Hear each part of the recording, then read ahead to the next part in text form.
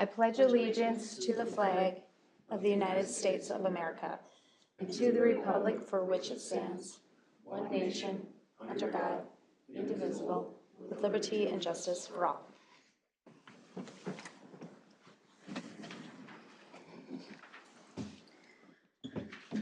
All right. Has council had the opportunity to review the meeting minutes from April 18th? If so, I'll ask for a motion. Make a motion to approve the minutes as presented. I'll second. Motion from Robin, second from Becky. Any discussion? Hearing none, those in favor can state aye. Aye. Opposed, carried. Any changes to this evening's agenda? Hearing none, I'll ask for a motion to approve the set agenda. Motion to approve the agenda as presented. Second. Motion from Rick, second from Robin. Those in favor may state aye. Aye. Aye. Opposed, carried. Guests in open forum. Seeing no one for guests in open forum, we'll move into committee reports. Fire Relief Association. Thank you, Mayor, Council. I attended the Fire Relief meeting April 19th. At the meeting, we had RBC, actually I'll just check his name here, Keith Laudenbach with RBC. He's their wealth management advisor. He came and walked through their portfolio, just talked about their investments. We looked over the investment policy, just kind of a nice snapshot of where they were at. We also looked at their quarterly financials and went through the special fund and the general fund. And then we talked, they brought in RBC, they were just talking about, kind of how they move forward with kind of the treasurer duties and things. So they were talking with Keith about that piece, and Greg may come to the next meeting in July, I think July 19th, to talk about what the para pension plan looks like. And you see some of the fire reliefs that are transitioning. So just to understand, learn a little bit more about it, and see what their options are moving forward. So otherwise, it was a good meeting. All right. Budget and Finance. Budget and Finance met on the 20th. We went through the financials as we always do, and everything is about as expected for this time of year. We talked about what our cash needs are looking like for our road projects moving forward, and it looks like we'll be able to cover the money with what we have and not need any short-term borrowing. Past due utilities are up. There was a shut-off notice mailed on the 14th of April, and that was already starting to generate some payments. And then we talked about the quarterly council reporting for where we stand year-to-date, and Mark will be taking care of that tonight. Perfect. Planning Commission.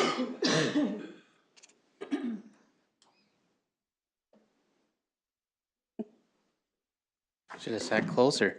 Planning Commission, we met on the 24th. The agenda items, a couple of them are on here today. So the T-Town second edition plat, we talked about that. Planning Commission approved of both the prelim and final. And then also some special use, interim use language in chapter 11. So that was also approved, which was on the agenda tonight. We also, Planning Commission also discussed Prairie Village homes, reached a resolution with the park and the sign. So Lumber One has agreed to install the park, which has been approved by GRE, who owns the easement, and we'll proceed forward with also doing the sign. So that will bring that into compliance once those are installed. And there were a couple other building permits that, or building plans that were also approved as part of the condition of Prairie Village homes from Lumber One, and also from another resident that's looking to build out there. And that was Planning Commission. All right. Golf Committee. Golf Committee, we met last week, went through financials. Obviously, golf, plays down a little bit to be expected due to the weather, but we'll catch up to that. They don't have any doubts. So they had, which is impressive, 161 in like a day and a half of being open, golfers. So they're doing good already. The Finn bikes are ready to rent, 18 plus, that's the deal on those. And that's really about it. There you got a new menu that's going to be coming out, so look for that. Probably about in a week or so it should be out. So, yep, that's about it with golf. Joint planning. Joint planning met last Tuesday night, and we heard one IUP for a property in the township. All right, anything else? All right, moving into board committee and consultant reports. Chapter 11, edits, special events and interim use permits. Mr. Sanders. Thank you, Mayor and Council. Before you tonight, we have some Chapter 11 edits related to special events and interim use. So currently, and a lot of this came out of Charlie's Bar and Grill expansion because they'll be doing some outdoor entertainment. Currently, we allow for special events such as that under a conditional use permit, which means that it runs in perpetuity with the property. There's a couple of issues with that. Many of those special events are outdoor entertainment, some sales that are beyond like a 30-day period don't go for multiple years at a time. And doing a conditional use permit presents a couple of problems. One, it stays on there until you go through the whole process to revoke it again. And then two, depending on how you structure it, there's really no way, again, to get rid of it unless they're just not adhering to any of the conditions. So the reason to change these to this is most of the time they're interim anyway. They have certain restrictions put on them, noise, hours of operation. As soon as the person leaves the property or, whoever applied or the ownership changes, you can put sunset provisions on those, whereas conditional use permits you can't. So that's the big reason to change these two. Conditional use. Planning Commission did review the edits. There was a couple of different revisions. We actually approached these back in January, but we came back a couple times. The biggest question on some of these is related to one-time annual permits. So for example, we'll give you the example of the Legion when they do their summer event. That's a one-time, once annual, and Planning Commission had felt that we need something in between the interim use permit and the one-time annual that would be for more of a minimal administrative fee versus having to pay the full interim use permit fee of $350 plus the $1,000 escrow.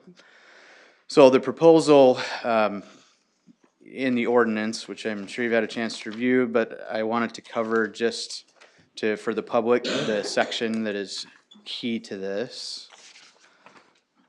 And that is in 11.21 subdivision 14. It's all in green, not red. So I almost said red lines, but it's not in red.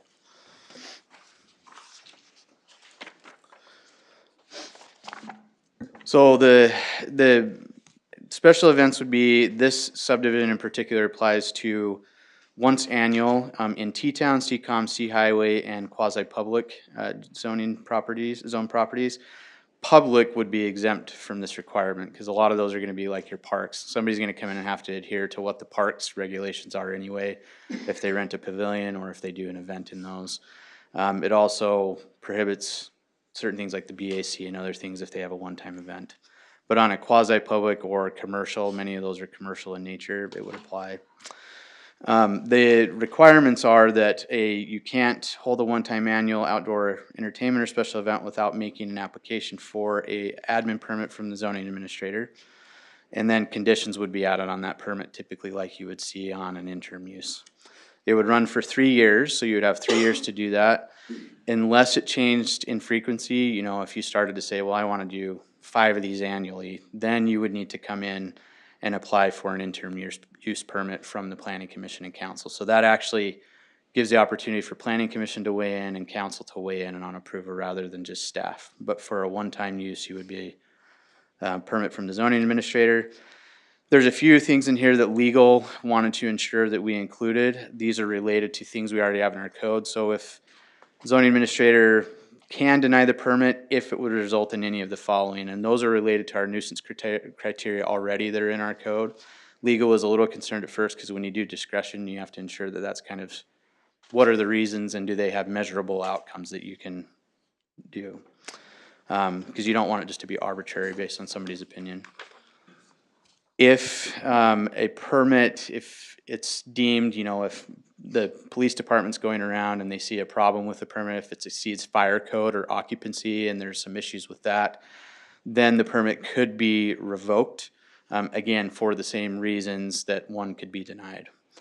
if it is revoked, the person's remedy for that is to come in and apply for an interim use permit to the planning commission, city council for their event. And that way it could go through the right findings, their establishing code, as well as get input from elected and appointed officials. So I wanted to ensure that we covered that for the public as well. But with that, we're seeking for motion and a second approving resolution, or no, excuse me, I had the wrong one. I flipped to the plat. Ordinance 270 second series, which revises those sections, and a motion and a second approving ordinance 270 second series summary for publishing. And with that, I'll stand for any questions.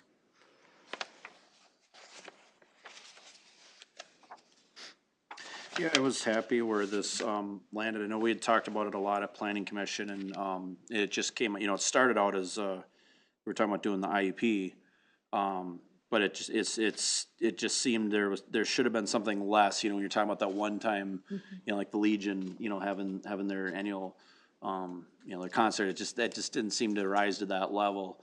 And so, that was where we had asked staff to go back and see if we could come up with something here. So I'm glad with, what we came up with here. And, we still wanted to leave a little bit of protection there. I mean, if Charlie's all of a sudden was gonna have something, they're gonna have 2,500 people show up. I mean, that's something we have to, without having some type of, protection, you have to have some type of protection for that. So, I think we found the happy balance here, so. Yeah. Thank you for, doing that extra work there. Yep, you bet.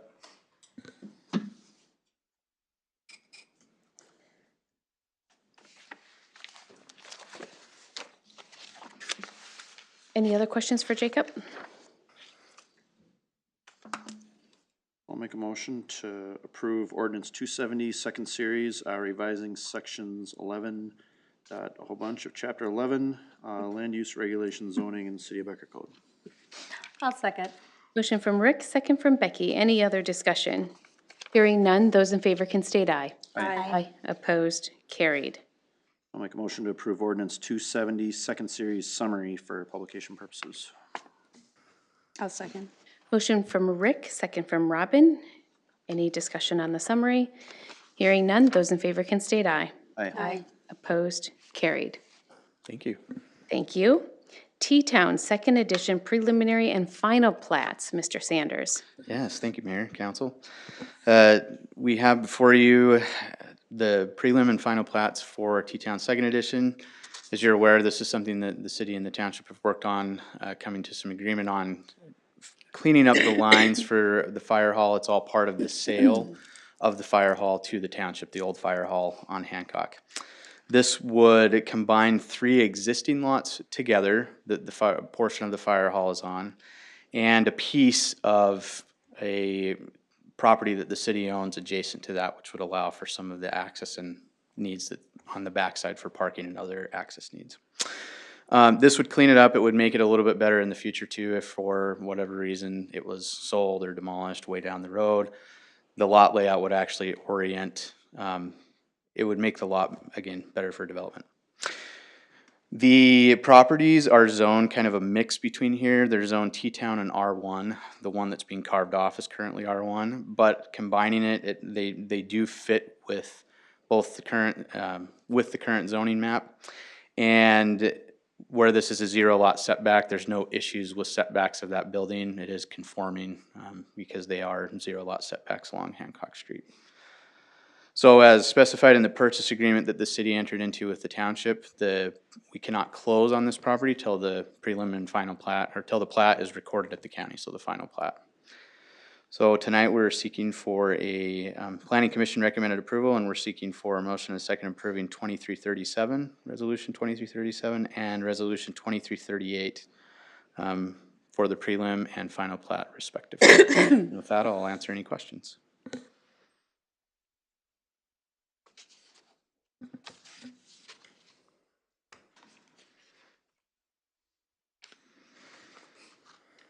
I'll make a motion to approve resolution 2337, approving the preliminary, I think it's supposed to be plat, not play, for T-Town Second Edition.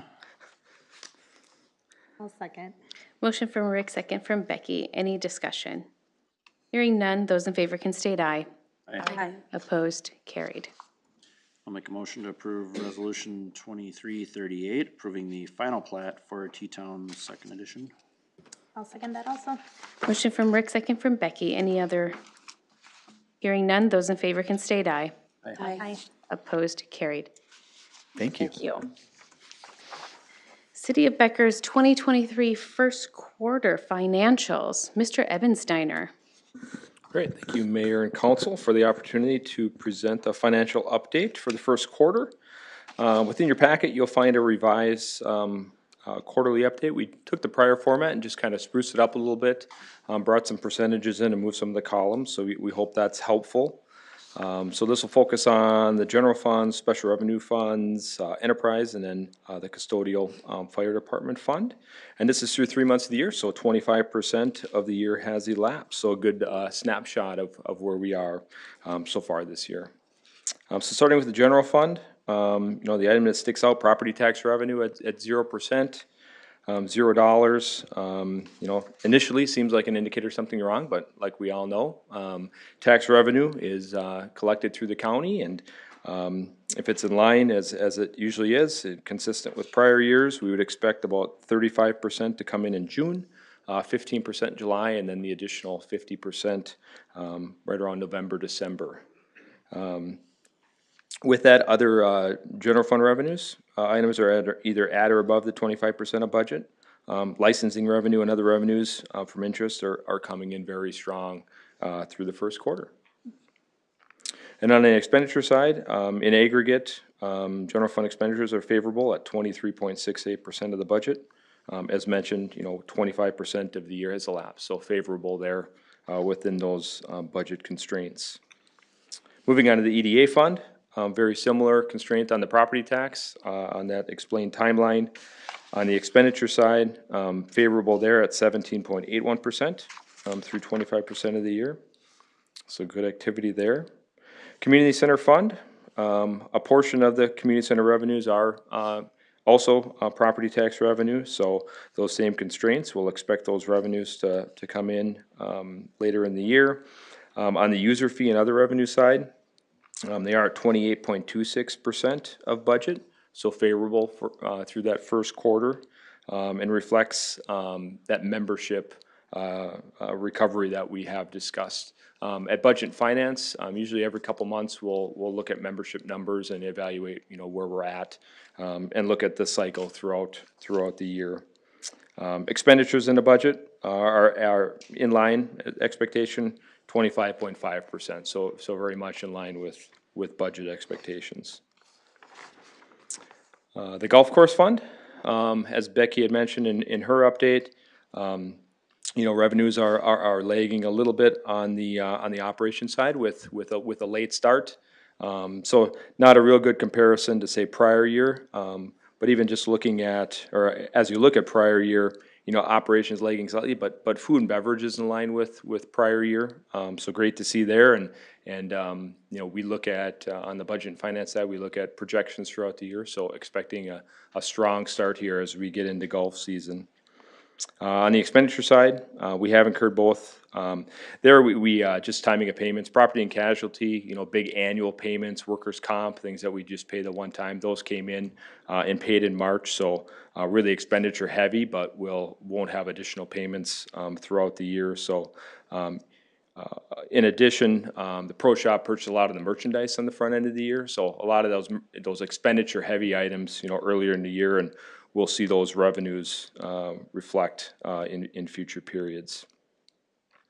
On the water fund side, revenues are consistent with a typical first quarter, and expenses are at 17% of total year budget. Wastewater, we have the domestic and the industrial side. Wastewater, definitely the sewer side, more consistent month to month, aren't really cyclical with the water usage, so very much on track, 23% of revenue through March. And also we do have some significant capital expenditures, and we can expect those later in the year as we get into those projects. And then on the industrial side, revenues and expenditures are both tracking as expected through March.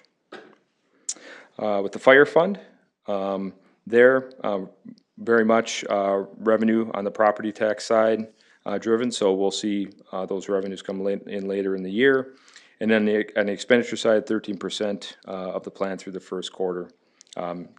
They have some capital plan, but no expenditures through the first 3 months. So looking at overall, kind of global total revenues through March, the city has received 11% of those revenues.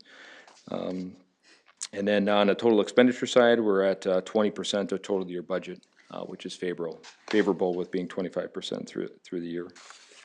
As mentioned, Robin had brought it up when she gave an update of our Budget and Finance Committee. We are looking at selectively converting some investments as we look at some of those big projects that are reimbursement driven. Rather than issuing a short-term bond to cover those expenditures, we will look at some of those shorter-term investments and available cash on hand and money market where we can really fund those projects, working closely with both DEED and the county on some of those reimbursements. So seems to have, we have a really good process in place, and we'll continue to work collaboratively with both those groups to make sure we're paying those expenditures and then quickly turning around and getting reimbursed so that we can float some fairly large expenditures, with over $15 million of expenditures projected over this summer and into fall. So exciting there. Otherwise, we did discuss the March financials at the Budget Finance meeting, just at our last meeting. So with that, open it up to any questions.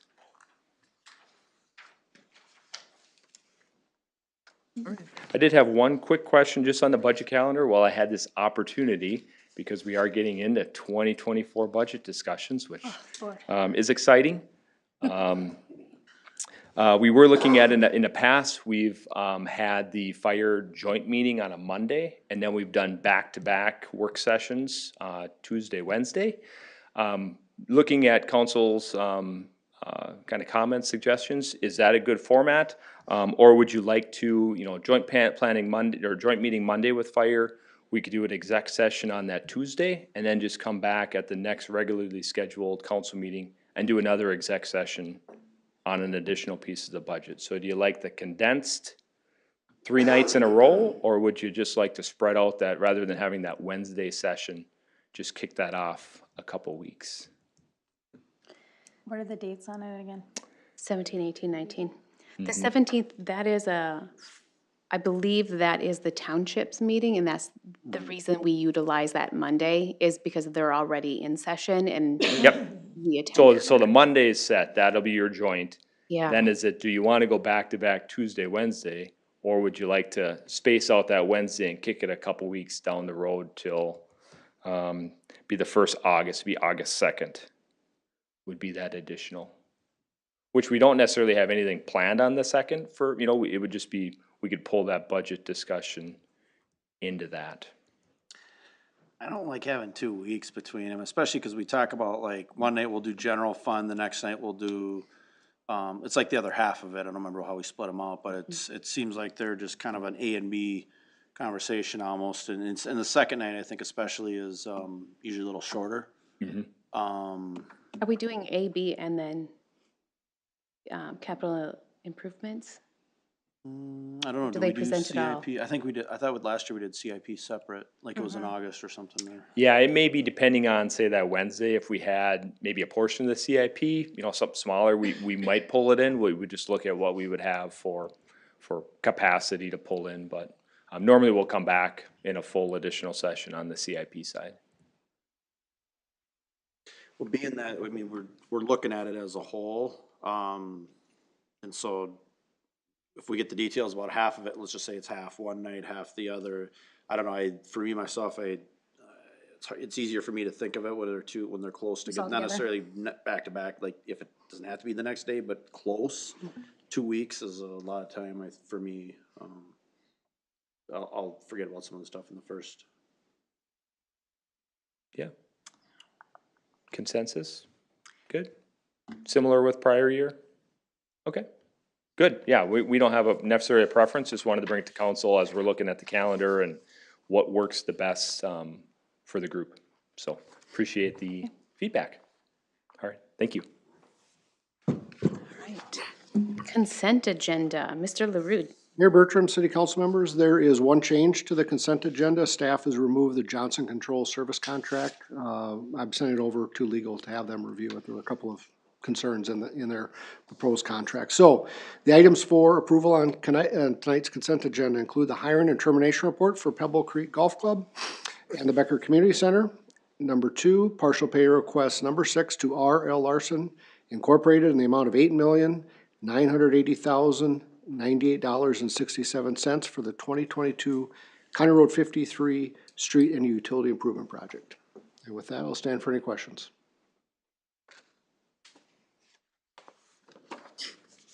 I'll make a motion to approve the amended consent agenda as presented. Second. Motion from Rick, second from Robin. Any other discussion? Hearing none, those in favor can state aye. Aye. Opposed, carried. Payment of the bills. Make a motion to pay the bills. I'll second.